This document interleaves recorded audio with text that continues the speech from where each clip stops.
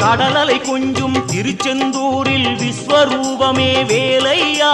பழமுதி சோலை அறுபடை வீடும் புண்ணிய தரிசனம் முருகையா திருநீர் அணிந்து வரும் போது நெஞ்சில் நிம்மதி பிறக்குது கந்தையா சுகனே சிவனார் மகனே உன்னை பாட பாட சுகமாகுதையா வேல் முருகா